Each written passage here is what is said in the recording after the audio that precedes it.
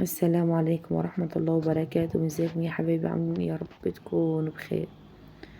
النهاردة كده غسلت محكم الفراخ وحطيت لها ملح وليمون وشوية دقيق عشان يحوش الزفارة. هعمل صينية بطاطس بالفراخ ان شاء الله. معايا 3 بصلات حلوين وكم راس بصل، قصدي بطاطس كده، ورستهم حلوة. هنقشرهم مع بعض دلوقتي وهنشوف الدنيا فيها ايه ان شاء الله. يا أكلة سهلة وبسيطة، يا رب تعجبكم بإذن الله. بس يا ريت ما تنسونوش في الاشتراك واللايك والصلاة على النبي، على قد ما تقدروا صلوا على النبي. كده مسكت البطاطس انا لما اقشر فيها يعني. تمام، هقشرها معكم بالشكل ده كلها، وهتبقى احلى صينية بطاطس تعملوها ان شاء الله. يعني ما فيهاش مكونات كتيرة، هي حاجات بسيطة يعني. بصل وبطاطس وفلفل وحاجات بسيطة خالص، كلها موجودة في البيت يعني الحمد لله. انا همسك البطاطس كلها كده هقشرها ان شاء الله، وهظبط الدنيا معاكم. انا والله ما اعمل بسرعه يعني، عشان خاطر يعني النهارده عليا اليوم وكده في الغيط، فلازم اجهز اكل للعيال يعني وكده قبل ما يجوا من المدرسه. فمحاولة اكسب وقت والله، وانا اليومين دول تعبانه ما قدراش يعني. فالواحد في البيت ما يقدرش يقول تعبان. تمام، فالواحد ما يستحمل على قد ما يقدر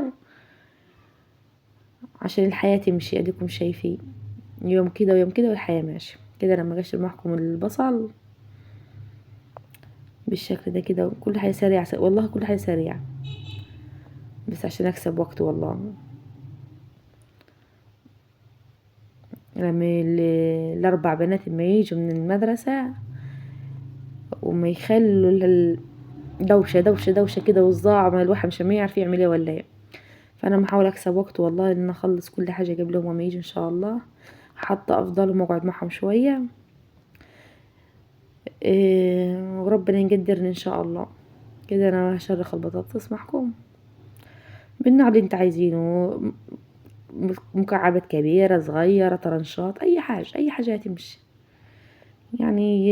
هي معروفة البطاطس اللي تحط على الفرن دي، النوع ده كده بتشرخ كده حلقات حلقات على طول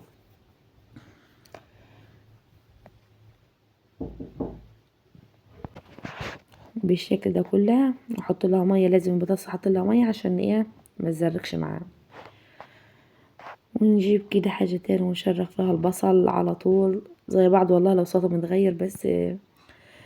وزي ما قلت لكم قبل كده ان انا تعبانه والله وجايني دار شديد، وادعولي ان شاء الله ربنا يشفينا كلنا يا رب، ويحوش عننا كده وربنا يعدي الدار ده على خير ان شاء الله. كبير وصغير والله تعبان، فالحمد لله.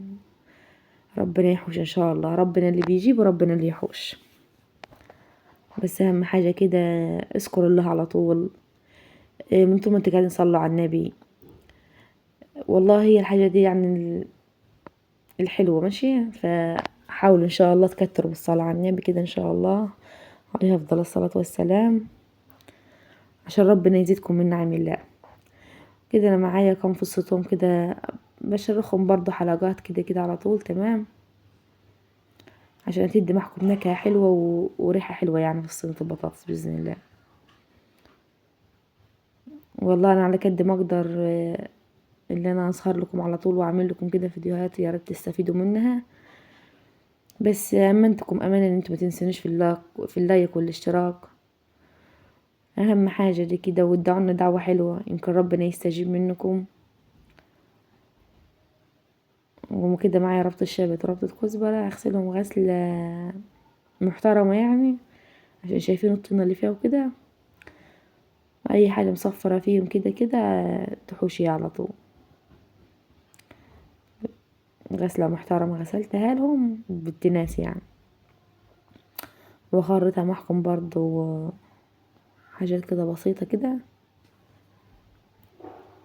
اللهم صل على النبي.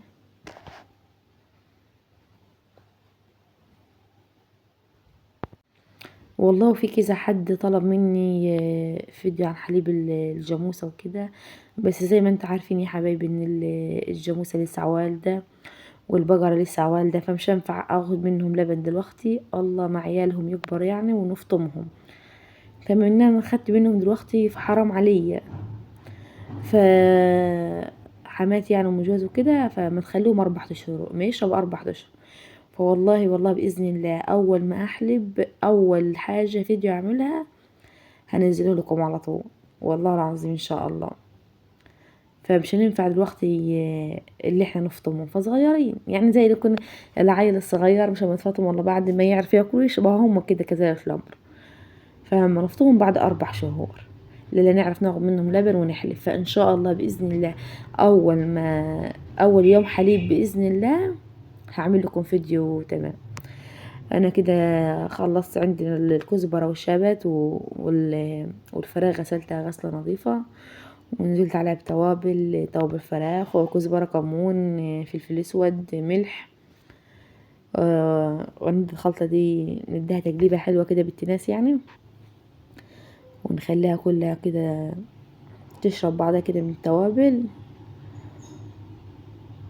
هقول ننوع بقى يعني يوم كده ويوم كده عشان خاطر العيال برضه هنتحاسب عليها. فالحمد لله يا رب العالمين. معايا كده كم راس طماطم يعني محترمين، فبرضه اشرخهم كده طرنشات صغيرة على طول حلقات تمام. والله انا اسفة على صوتي عشان والله ما قادر قسما بالله صوتي دار برد شديد معايا. فالحمد لله كده حطيت الطماطم مع البصل على الفلفل والثوم والكلام ده كله يعني انتوا شفتوا معايا كله. تقليبه حلوه كده من فوق لتحت، اللهم صل على سيدنا محمد. وكمان نرش رشه ملح برضو على الخلطه عشان خاطر تبقى حاجه معنا حلوه، ومعلقه توابل برضو، وهنقلب تقليبه برضو ونحط معلقتين زيت. اللهم بارك. والله العظيم الريحه وهي ما تتقلب كده حاجه تانية خالص.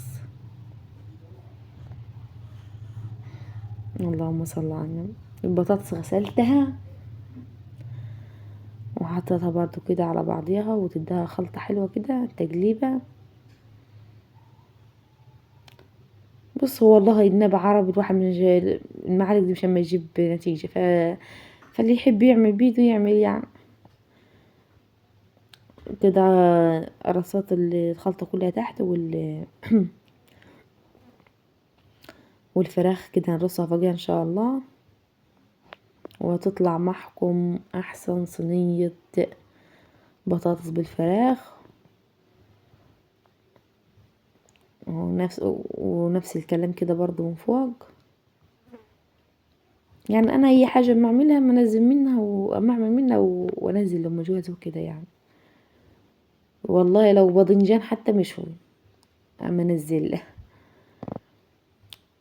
تمام. يلا لقمه هنيه تكفي 100 على راي ما يقول. شايفين هذا بعد ما طلعت من الفرن قسما بالله الريحه اللهم بارك، وبألف هنا وشفا على قلبكم.